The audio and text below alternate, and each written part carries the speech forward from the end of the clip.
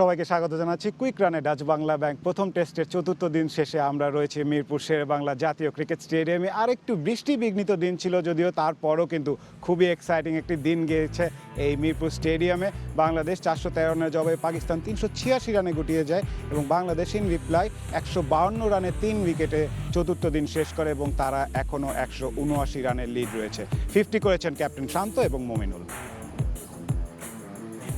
আবারও স্বাগত জানাচ্ছি, আমার সাথে রয়েছেন শামীম আশরাফ চৌধুরী। শামীম ভাই, বৃষ্টি বিঘ্নিত দিন ছিল, বাট স্টিল অনেক কিছু ঘটে গিয়েছে কিন্তু এই একটি দিনে। অনেক কিছু ঘটে গেছে, ঘটতে পারত এবং ঘটতে পারলে কিন্তু বাংলাদেশের পক্ষে যাওয়ার একটা সম্ভাবনা ছিল। 48 কিংবা 49 ওভারের মতো খেলা হয়েছে, দুর্ভাগ্যবশত বৃষ্টি বাদ সাধেছে। কিন্তু এর মধ্যে দুটো ঘটনা ঘটেছে। প্রথম অবস্থায় আমাদের ওপেনারদের কিন্তু একটা চিন্তার বিষয় হয়ে দাঁড়িয়েছে যে দুটো ইনিংসে মাহমুদুল হাসান জয় এবং সাদমান ইসলাম তারা রান করতে পারেনি এবং পরিত্রাণ পেয়েছে দুজন সিনিয়রের কারণে, মমিনুল হক এবং স্কিপার নাজমুল হোসেন শান্তর জন্য। আরও 100 রানের একটা জুটি, 170 রান প্রথম ইনিংসে তারা করতে সক্ষম হয়েছিল এবং খেলাটা বাংলাদেশের পক্ষে নিয়ে আসতে সক্ষম হয়েছে। খুব খুব গুরুত্বপূর্ণ এই জুটিটা ছিল বাংলাদেশের। এখন কথা হচ্ছে যে কতটা রান করতে হবে, যেহেতু বৃষ্টি বিঘ্নিত। দ্যাটস দ্য বিগ কোয়েশ্চেন কালকের জন্য। রাইট, মমিনুল হক 50 হাঁকিয়েছেন যদিও, বাট কয়েকটা অপরচুনিটি কিন্তু এসেছিল তাকে আউট করার এবং এটা ওটার মধ্যে অন্যতম ছিল। কিন্তু শামীম ভাই, কট বিহাইন্ডটা লজিক্যালি আর একটু চান্স ধরার একটা সুযোগ ছিল। আমার মনে মোহাম্মদ রিজওয়ানকে আজকে দেখেছি অনেকগুলো মিস্টেক করতে। কট বিহাইন্ডের সুযোগ ছিল, একটা স্টাম্পিংয়ের সুযোগ ছিল, এগুলো করতে পারলে এবং একটা ক্যাচেরও সুযোগ ছিল শেষ পর্যন্ত।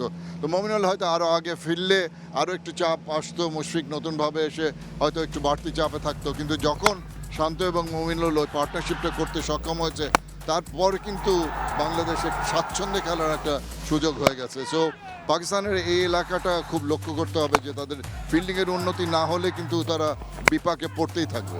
রাইট, এবং পার্টনারশিপের কথা যদি বলি শামীম ভাই, তার আগে আমি মমিনুলের 50-এর যে ওয়াগন হুইলটা রয়েছে সেটা যদি দেখি, প্রথম ইনিংসের মতোই কিন্তু কিছুটা সব জায়গায় শট খেলতে পছন্দ করেন। হ্যাঁ, ও তো অ্যালাউ করে, বলটাকে নিজের কাছে আসতে অ্যালাউ করে এবং তারপরে সে শটগুলো খেলে। খুব রেয়ার আজকে দেখেছি দুবার যে মমিনুল বিশেষ করে ডাউন দ্য উইকেটে সে উপর দিয়ে বল খেলার চেষ্টা করেছে। শান্তর কিন্তু সম্পূর্ণ অন্য ধাঁচের খেলা।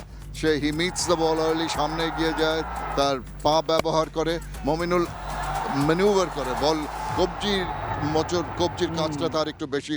শান্তর কিন্তু মোর ফ্লোয়িং স্ট্রোকস আমরা দেখতে পাই এবং যখন দুজনের পার্টনারশিপ আমরা দেখতে পাবো, বেশিরভাগ যে শটগুলি ডাউন দ্য উইকেট দেখবো সেগুলি আসছে হয়তো বা শান্তর ব্যাট থেকে এবং পুশ অ্যান্ড নাচ করে যেই বলগুলি রানগুলি আসছে সেগুলি হয়তো এসছে মমিনুলের ব্যাট থেকে। রাইট, 179 রানের লিডে রয়েছে বাংলাদেশ। কালকে শেষ দিনের খেলা, কিরকম টার্গেট বাংলাদেশের মাথায় থাকতে পারে পাকিস্তানের এগেনস্টে দেওয়ার? কথা হচ্ছে যেটা বাদ সাধেছে, যদি বৃষ্টি না হয় তাহলে 15 মিনিট আগে আমরা খেলা শুরু করছি।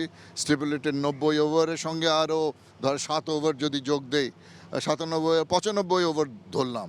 সেই জায়গা থেকে কতগুলি ওভার খেলে এমন একটা পর্যায়ে বাংলাদেশে যেতে হবে যেটা হলো, আমার মনে হয় যে 250 রান, 240 থেকে 250 রানের লিড যদি একটা নিতে পারে, তাহলে এমন একটা পর্যায়ে যাবে পাকিস্তানের সামনে একটা টার্গেট থাকবে। তারা চেষ্টা করবে ওই টার্গেটে যেতে। যদি বিকেল পর্যন্ত ব্যাট করে তাহলে ড্র হয়ে গেল, পাকিস্তানের জন্য কোনো চিন্তা নেই, বাংলাদেশের চিন্তা নাই। যদি জিততে চায় একটা এমন স্কোরে যে ডিসিশনটা নিতে হবে ডিক্লারেশনের জন্য, যেতে পাকিস্তান মনে করে হ্যাঁ আমাদের একটা সম্ভাবনা আছে ওই টার্গেটে যেতে, তখন কিন্তু টোপটা থাকবে যাওয়ার জন্য এবং ওই লক্ষ্যতে যেতে গেলে পাকিস্তান হয়তো কিছু রিস্ক নিতে পারে এবং সেই রিস্কের অ্যাডভান্টেজটা নিতে হবে বাংলাদেশের। এবং 5th ডেতে অবশ্যই উইকেটে আরও বেশি ভাগ থাকবে। মেহেদী হাসান মিরাজ, আমি মনে করি Taijul might play a very important role শেষ দিনে আলো বাড়তি বাকের কারণে। সো ইন্ট্রিগিং ডেজ প্লে সামনে। 5th day test match perfect except বৃষ্টির জন্য অ্যাবসলিউটলি টপ ক্লাস একটা ইন্ট্রিগিং একটা টেস্ট ম্যাচে পর্যন্ত হয়েছে।